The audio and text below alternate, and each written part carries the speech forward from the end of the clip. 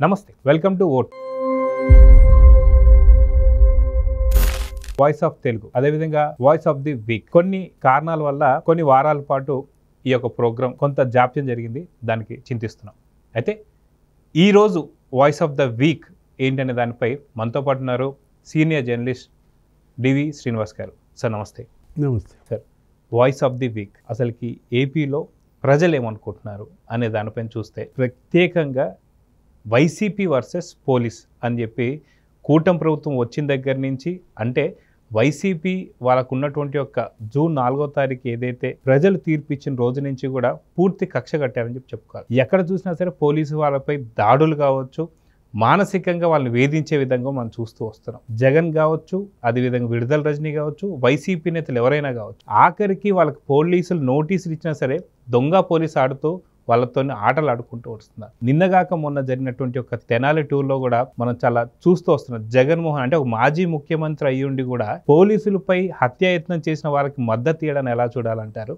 దీన్ని ఎలా చూడాలంటే ఏం చెప్తారు? అంటే voice of the youth, Yuvagalam ఒక పుస్తకం వేశారు నారా లోకేష్. అది తీసుకెళ్ళి ప్రధాని మోడీకి ఇచ్చారు, మహానాడు వేదికపై సీఎం చంద్రబాబుకి ఇచ్చారు, మొన్న కేబినెట్ భేటీలో ఉప ముఖ్యమంత్రి పవన్ కళ్యాణ్కి ఇచ్చారు. ఏంటది? యువగళం.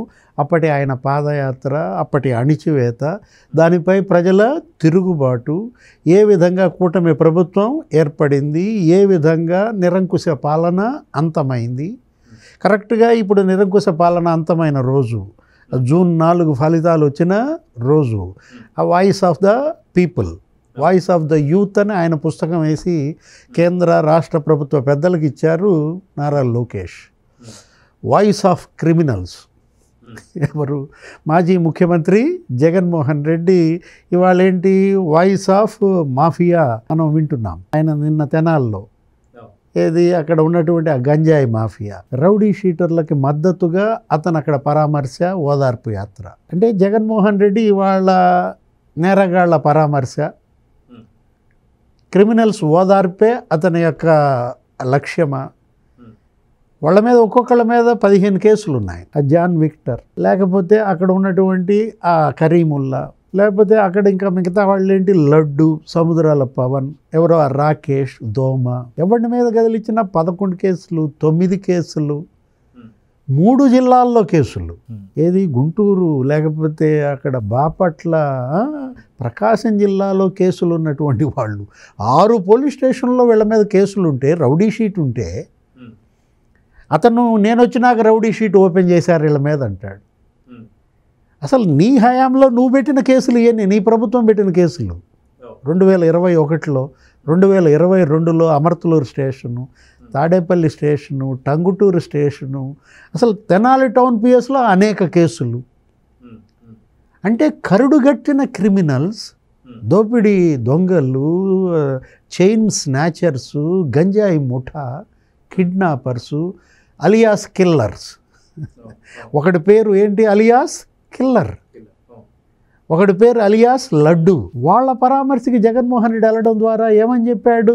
వైఎస్ఆర్ కాంగ్రెస్ పార్టీ అంటే వాయిస్ ఆఫ్ క్రిమినల్సా, వాయిస్ ఆఫ్ మాఫియానా? మనకు అదే కనపడుతోంది. అతను ఇంకా అడ్డంగా మాట్లాడతాడు, అడ్డగోలుగా ప్రవర్తిస్తాడు. ఇప్పుడు జాన్ విక్టర్ జూనియర్ అడ్వకేట్ అంటాడు. అంటే ఇప్పుడు నేరస్తులు ఎలా నల్లకోటు కవచంగా వాళ్ళు ధరిస్తున్నారు, ఎలా వాళ్ళు లా చేసినట్టుగా బిల్డప్ అయి కోర్టులకు వెళ్తున్నారు. ఇప్పుడు మీరు అన్నారు ఏంటి, అసలు పోలీసుని టార్గెట్ చేయటం ఏంటి మాజీ ముఖ్యమంత్రి? ఇప్పుడు పరివర్తన, పశ్చాత్తాపం నేరస్తుల్లో రావాలని ఇవాళ చట్టం కోరుకుంటుంది, న్యాయస్థానం కోరుకుంటుంది, పోలీసు కోరుకుంటారు. అతను మారాలి. ఆ మారడం కోసం అక్కడ కొట్టారు. మనమేమి కొట్టడాన్ని సమర్థించాం. ఇప్పుడు భౌతికంగా హింసించే హక్కు నీకు చట్టం నీకు ఇవ్వలేదు. వాళ్ళు చేసిందేమి ఇప్పుడు మనం సమర్థించాం. కానీ ఏంటి, వాళ్ళల్లో కనీసం మార్పు రావాలి, అలా మిగతా వాళ్ళన్నా ప్రవర్తించకుండా ఉండాలన్న ఒక భయం పుట్టించటం. ఏది? ఆ నలుగురిని ఆ కొట్టడం వెనక పోలీసు ఉద్దేశం ఏంటి? రోడ్డు మీద ఎందుకు కొట్టారు అంటే కారణం అదే. ఏంటి? ఇట్లాంటి తప్పులు చేస్తే మీకు ఈ విధమైన శిక్ష అని మిగతా వాళ్ళకి అదొక హెచ్చరికగా ఉపయోగపడుద్ది అనుకుని కొట్టారు. కానీ అదే ప్రాంతానికి సంబంధించిన ప్రజలందరూ కూడా ఏం కోరుకుంటున్నారంటే, ఒక పోలీస్ అధికారిని పొడిచి హత్య చేయబోతుంటే అలాంటి వాళ్ళని ఎలా వదిలిపెట్టాలని కూడా కోరుతున్నారు సార్. సో దీనికి ఏది న్యాయం అంటారు? అంటే అక్కడ కానిస్టేబుల్ చిరంజీవిపై వీళ్ళు హత్యాయత్నం ఏంటి, అంబేద్కర్ బొమ్మ దగ్గర ఒక పెద్ద ఘర్షణ, మీరు మారండి, మీరు గంజాయి వదిలేయండి, అమ్మ బాకండి, తల్లిదండ్రులను మీరు ఈ విధంగా ఇవ్వకండి అని అతను ఏదో చెబుతుంటే ఐతా నగర్లో అతని ఇంటిపైన దాడి చేసి అతన్ని చంపటం. అక్కడ ఒక చోటనే కాదు, అసలు ఐతా నగర్ అది అసలు రౌడీ నగర్గా మార్చారు. వీడు వెళ్తుంటే మోటార్ సైకిల్ మీద ఎవరో ఒకళ్ళు ఆపుతారు, లిఫ్ట్ ఇవ్వలేదనుకో కింద పడేసి కొడతారు, ఆ వాహనాన్ని ధ్వంసం చేస్తారు.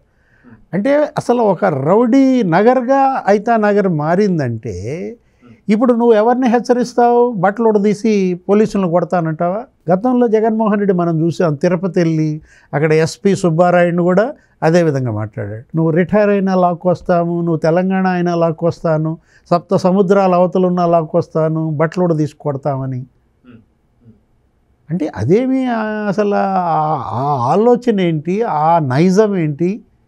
జగన్మోహన్ రెడ్డి యొక్క అతని టిపికల్ మైండ్ సెట్ అంటే ఏంటి? పోలీస్ అంటే నీకు ప్రత్యర్థ? పోలీసుని చూసి ఎవరు భయపడతారు? పోలీసుని ఎవరు ద్వేషిస్తారు? దొంగలు, దోపిడీదారులు, లేకపోతే క్రిమినల్స్, రౌడీ షీటర్లు, వాళ్ళు పోలీసుని హేట్రెడ్. నీకు ఉండటం నువ్వు మాజీ ముఖ్యమంత్రిగా పనిచేసిన వాడివి. అసలు వీళ్ళందరికీ అదొక జబ్బుగా మారింది.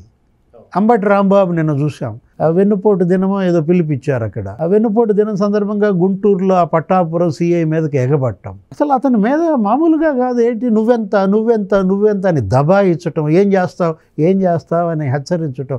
నువ్వు మాజీ మంత్రివి, అతను సర్కిల్ ఇన్స్పెక్టర్. నువ్వే చట్టాన్ని గౌరవించకపోతే, నువ్వే పోలీసుని ఎదిరిస్తే, ధిక్కరిస్తే ఇంకా ఎవరు ఏ కార్యకర్త పాటిస్తాడు? ఏ ప్రజలు దాన్ని అనుసరిస్తారు? అంటే ఏ సందేశం పంపిస్తున్నారు వీళ్ళు? పళ్ళు కొరుకుతావా సర్కిల్ ఇన్స్పెక్టర్ మీద? నాలిక మడతేస్తావా? అంబటి రాంబాబు నాలిక మడతేసి పళ్ళు కొరుకుతూ ఎగబడుతున్నాడని ఆయన అనటం. ఎవరు? మనం ఆ వీడియో చూస్తే ఆ సిఐ మాటలు వింటుంటే ఏం చేస్తావు అని అతన్ని రెచ్చగొట్టడం. జగన్మోహన్ రెడ్డి తెనాల్లో అదే డ్రామా, అదే ద్వేషం. తిరుపతిలో అదే డ్రామా, అదే ద్వేషం. ఇక్కడ గుంటూరులో పట్టాభిపురంలో అంబటి రాంబాబు. మనం గతంలో చూసాం, అతను ఎవరు? గోరంట్ల మాధవ్. అతనైతే అసలు దాడే చేశాడు. చేబ్రోలు కిరణ్, అతను ఏదో సోషల్ యాక్టివిస్ట్, యూట్యూబ్ ఇన్ఫ్లుయెన్సర్. అతను భారతీ మేడం మీద ఏదో వీడియో ఏదో చేశాడు. ఒక అసభ్యంగా మాట్లాడినందుకు అతని మీద కేసు పెట్టారు. అతను తెలుగుదేశం సానుభూతిపరుడైనా సరే వాళ్ళ చట్టం ఎవరికైనా చుట్టం కాదంటూ అతను అరెస్ట్ చేసి తీసుకొస్తున్నారు. ఆ చేబ్రోలు కిరణ్ మీద దాడి, అతను చంపాలని చూడటం ఎవరు? గోరంట్ల మాధవ్. అడ్డుపడినటువంటి పోలీసుల పైన దౌర్జన్యం, కొట్టడం. అక్కడ చుట్టకుంట ఆ సెంటర్లోనే కాదు, అక్కడేంటి పోలీస్ కమిషనరేట్కి అతను తీసుకెళ్లారు. ఆ వాహనాన్ని ఇతను వెంటాడటం, అక్కడికి వెళ్ళటం, మళ్ళా కమిషనరేట్లో అక్కడ దాడి. అతను ఒక మాజీ ఎంపీ, అతను ఒక పోలీస్ ఆఫీసర్గా గతంలో పనిచేశాడు. అసలు ఆ బూతులేంటి? అసలు నువ్వు పోలీస్ అధికారివై ఉండి నువ్వే పోలీసుల మీద దాడి చేస్తావా? పోలీసు రక్షణలో ఉన్న నిందితుడిపై దాడి చేస్తావా? అంటే వీళ్ళు పోలీసుల విధులకు ఆటంకం కల్పించటం కాదు, వాళ్ళపై దౌర్జన్యాలు చేస్తున్నారు, వాళ్ళని బెదిరిస్తున్నారు. మాజీ ముఖ్యమంత్రిగా జగన్మోహన్ రెడ్డి అదే, మాజీ మంత్రిగా అంబటి రాంబాబు అదే, ఇంకొక ఆమె ఉంది, ఆమె మహిళా మంత్రి, మాజీ మహిళా మంత్రి. చిలుకలూరుపేటలో విడుదల రజని మనం చూసాం. ఏంటి అక్కడ ఎవరో ఒక అతను, ఒక మోసగాడు, ఒక చీటర్ 28 లక్షలు ఏదో కాజేశాడు. అతనికి ఏదో కోడిగుడ్లు కాంట్రాక్ట్ ఇప్పిస్తానని అప్పట్లో జగన్ సీఎంగా ఉన్నప్పుడు అతని పేరేదో ఉంది, రత్నారెడ్డి. నీకు కోడిగుడ్ల కాంట్రాక్ట్ ఇప్పిస్తానని చెప్పి ఈ మంత్రిగా ఉన్నటువంటి రజని పిఏ రామకృష్ణ అనుకుంటాను అతని పేరు, అతను ఏంటి కేసు పెట్టాడు. ఆ రత్నారెడ్డి కేసు పెడితే ఇప్పుడు వాడిని అరెస్ట్ చేయడానికి వీళ్ళు వచ్చారు. అతన్ని రజని దాచిపెట్టడం అంటే నిందితుడిని మీరు దాచిపెడతారా? చిలకలూరుపేట సర్కిల్ ఇన్స్పెక్టర్, అతని పేరు కూడా సుబ్బారాయుడు అనుకుంటాను.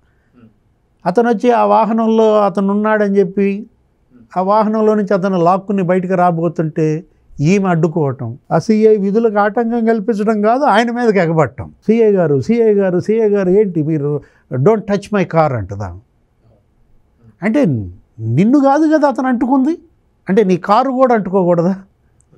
ఇదెక్కడి చోద్యం? ఇప్పుడు అతను చెయ్యేసింది ఆమె మీద కాదు, కారు మీద చేయేస్తే డోంట్ టచ్ మై కార్ అంటే మొదటిసారి వింటున్నాను నేను. ఒక పోలీస్ ఆఫీసర్ కారుని ఆపకూడదా? అది అతని విధి కాదా? అతనికి అనుమానం ఉందయ్యా, నీ కారులో నువ్వేదో తీసుకెళ్తున్నావు, ఎక్స్ప్లోజివ్స్ ఉండొచ్చు, డ్రగ్స్ ఉండొచ్చు, గంజాయి ఉండొచ్చు, ఆపుతారా లేదా? చెక్ చేస్తారా లేదా? డోంట్ టచ్ మై కార్ అని మరి గతంలో ఎన్నికల్లో కూడా అన్నావా? ఇప్పుడు ఎన్నికల్లో ఆ రోజు మనం చూసాం, ముఖ్యమంత్రులు కాదు ప్రధానమంత్రి కారు కూడా చెక్ చేశారు, హెలికాప్టర్లు చెక్ చేశారు. మరి Narendra Modi don't touch my helicopter అన్నాడా? Amit Shah don't touch my car అన్నాడా? జగన్మోహన్ రెడ్డి వెహికల్స్ అయినా చెక్ చేస్తారు కదా, చంద్రబాబు వెహికల్స్ అయినా చెక్ చేస్తారు. వీళ్ళెక్కడి రాజకీయ నాయకులు? ఈ రాజకీయం మనం చూడలేదు. ఇది అసలు రాజకీయమే కాదు, ఇది అరాచకీయం, ఇది నేర రాజకీయం, అంటే క్రిమినల్ పాలిటిక్స్ అన్నమాట. క్రిమినల్సే పొలిటీషియన్స్ అయిపోయారు కాబట్టే క్రిమినల్స్ మద్దతుగా వాళ్ళు మాట్లాడుతున్నారు, క్రిమినల్స్ కొమ్ముగా వస్తున్నారు, క్రిమినల్స్ని పరామర్శిస్తున్నారు, క్రిమినల్స్ని దాచిపెడుతున్నారు. వాళ్ళ పోలీస్ మేల్కోవాలి. వాళ్ళ పోలీసుల ప్రాణాలకే భద్రత లేదు కదా. ఈ రౌడీలు, ఈ గుండాలు, ఈ లంపెన్ గ్యాంగ్స్, వీళ్ళ యొక్క ఇది ఎలా ఉందంటే, ఇప్పుడు ఆ చిరంజీవిది అదే కదా, తెనాల్లో కానిస్టేబుల్నే చంపబోవటం అంటే ఇది పరాకాష్ట. పౌరుల రక్షణకు పోలీస్, పౌరుల భద్రతకు పోలీస్ స్టేషన్లు. ఇప్పుడు పోలీసుల రక్షణకు పౌరులు రావాలా? తిరగబడిందా? రివర్స్ అయిందా? వాళ్ళ పోలీసులను ప్రజలే కాపాడాలా? వీళ్ళ బారి నుంచి మనకు అర్థం కావట్లేదు. జగన్మోహన్ రెడ్డి ఇవాళ వైఎస్ఆర్ కాంగ్రెస్ పార్టీ అదొక రాజకీయ పార్టీయా, లేకపోతే అదొక రౌడీ గ్యాంగా? మనకు అదొక క్రిమినల్స్ గ్యాంగ్గా కనపడుతుంది. తను ఒక పార్టీని మెయింటైన్ చేస్తున్నట్టుగా లేదు, ఒక బ్యాచ్ మెయింటైన్ చేస్తున్నట్టుగా ఉన్నాడు. ఏదో బ్లేడ్ బ్యాచ్ అంటారు, చెడ్డీ గ్యాంగ్ అంటారు, గంజాయి బ్యాచ్ అంటారు, అసలు రకరకాల పేర్లతో పిలుస్తారు. అసలు వైఎస్ఆర్ కాంగ్రెస్ పార్టీలో ఎస్ అంటే శాడిజమా, ఆర్ అంటే రౌడీయిజమా, సి అంటే క్రిమినల్సా? శాడిస్టులు, రౌడీలు, క్రిమినల్స్ పార్టీ అది వైఎస్ఆర్సీపీ. సరే, ఇప్పుడు అదుపులో ఉన్నటువంటి కాకాని గోవర్ధన్ రెడ్డి కూడా ఏదైతే మైనింగ్లో అరెస్ట్ అయి ఉన్నా సరే, గతంలో కూడా తను నెల్లూరులో ఒక మాట మాట్లాడాడు, పోలీసులను బట్టలు కూడా తీసి సమాజం నిలబెడతానని చెప్పి. సో ఇలాంటి నేతల మాటలు విన్న తర్వాతే ఇలాంటి గంజాయికి అలవాటు పడ్డ వాళ్ళందరూ కూడా పోలీసులను హత్య చేసేంత దాకా వెళ్ళారా అంటే ఏమంటారు? అంటే ఇదొక వ్యాధి, ఇదొక జబ్బు. ఏది?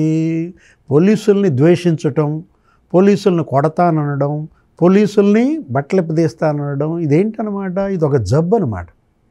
జగన్మోహన్ రెడ్డికి రకరకాల జబ్బుల పేర్లు చెప్తుంటారు. లోకేష్ బాబు అప్పట్లో ఎన్నికల ప్రచారంలో ఏదో మైథో మ్యానియా అనేవాడు, లేకపోతే చంద్రబాబు అనేవాడు ఏదో నార్సీ అన్నారు, నార్సిస్టిక్ పర్సనాలిటీ డిజార్డరో ఏదో అన్నారు, ఎన్పిడి అని. అసలు ఇదేంటిది? ఇదొక పెద్ద జబ్బు. ఏది? క్రిమినల్స్నేమో ప్రేమిస్తాడు, పోలీసునేమో ద్వేషిస్తాడు. అంటే అట్రాక్షన్ టువార్డ్స్ క్రిమినల్స్. అంటే ఇతనికి ఏంటి? రౌడీలు అంటే ఒక హీరో వర్షిప్, ఒక కొత్త ట్రెండ్ ఇతను తీసుకొస్తున్నాడు. ఏంటి? ఒక కొత్త ఒక దుష్ట సంప్రదాయాన్ని ఇతను ప్రారంభిస్తున్నాడు. చట్టాలకు ఇవాళ సవాల్గా మారాడు జగన్మోహన్ రెడ్డి. ఇవాళ న్యాయస్థానాలకు అతను ఒక ఛాలెంజ్ విసురుతున్నాడు. పోలీసు ఇవాళ మీటప్ అవ్వాలి, ఎందుకంటే మీ భద్రత ఇవాళ మీకు ప్రమాదంలో పడింది.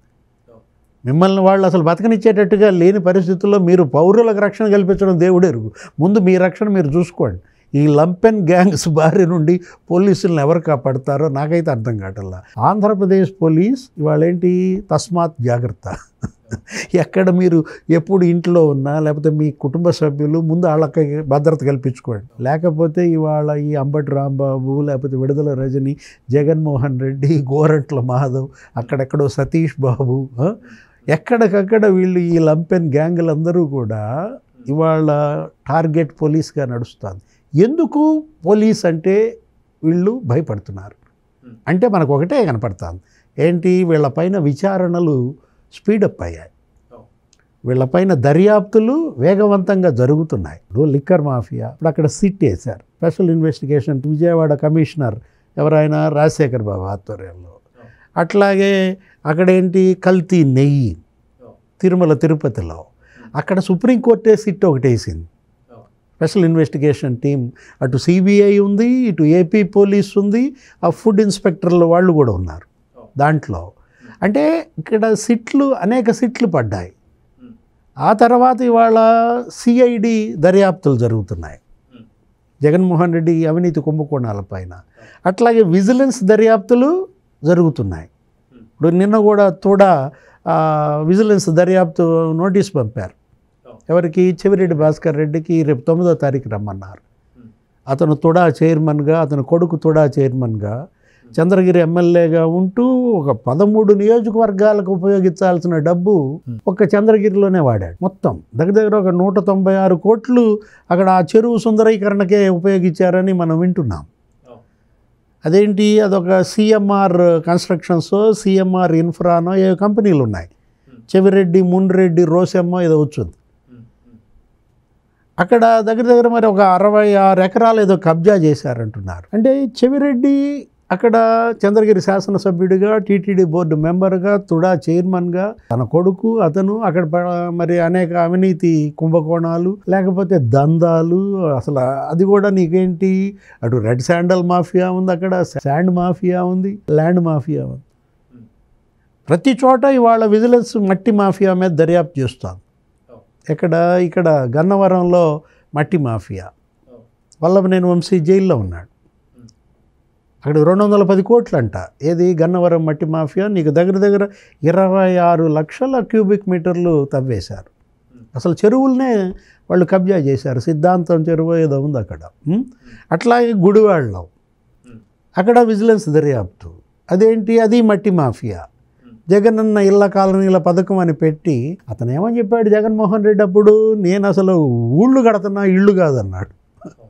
అది మెరకేస్తున్నా అని చెప్పి కొన్ని వేల కోట్లు కుంభకోణం అక్కడ పాల్పడ్డాడు.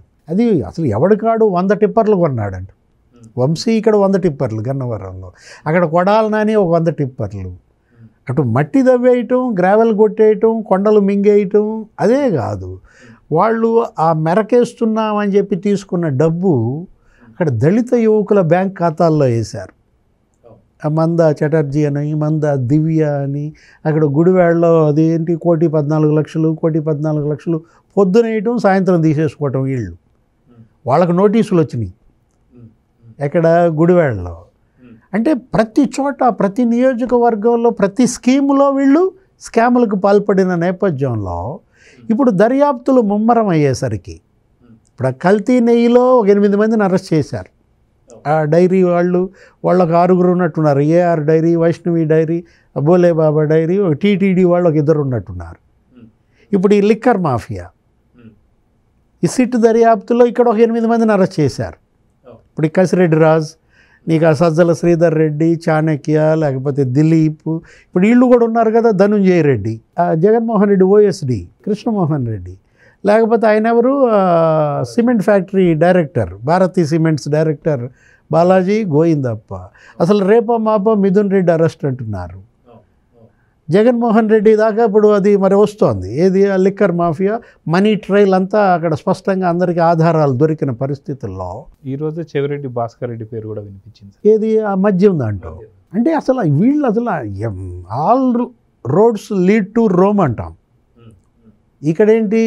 All corruption roads lead to Tadepalli ప్యాలెస్గా కనపడుతున్న దీంట్లో బంగారం కొన్నారంట. ఆ మద్యం డబ్బులతో 1000 కోట్ల బంగారం అంట.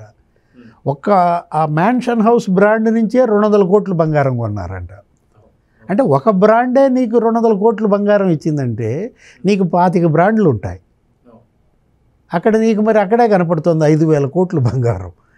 ఇప్పుడు ఆ వసూలు చేసిన మద్యం డబ్బులతో మొన్న ఎన్నికల్లో ఓట్లు కొన్నారని 2 ఎంపీ అభ్యర్థులు చిక్కారు. వాళ్ళల్లో చెవిరెడ్డి భాస్కర్ రెడ్డి ఒకడు, మీరు చెప్పింది ఏది? ఆ ఎంపీ అభ్యర్థులుగా. ఇంకోటి నందిగం సురేష్ అంటున్నారు. ఆ మద్యం డబ్బులు హైదరాబాద్ నుంచి కసిరెడ్డి రాజు వాహనాల్లో సూర్యాపేట దాకా తీసుకురావటం, కసిరెడ్డి రాజు డ్రైవర్ శ్రీకాంత్ అంట. లేకపోతే ఇక్కడ వీళ్ళ డ్రైవరు, వీళ్ళ గన్మెన్. ఇప్పుడు చెవిరెడ్డి గన్మెన్ ఎవరో గిరి అంట. వీళ్ళు అసలు ఆ చెవిరెడ్డే వెళ్ళాడని ఒక్కొక్క సందర్భంలో వాళ్ళు తెచ్చుకున్నారని నందిగం సురేష్. అసలు ఆ 2 ఎంపీ అభ్యర్థులేనా ఇంకా ఎంతమంది? మొన్న జరిగిన ఎలక్షన్ డబ్బు అంతా మద్యం సొమ్మే. ఆ మద్యం సొమ్మే ఇవాళ ఓట్ల కొనుగోళ్ళకి వాళ్ళు ఉపయోగించిన నేపథ్యంలో ఇటు పోలీసుల దర్యాప్తులు ముమ్మరం అయ్యేసరికి, జైళ్ళకు వెళ్తుండేసరికి పోలీసులను భయపెట్టే వ్యూహం కనపడుతుంది.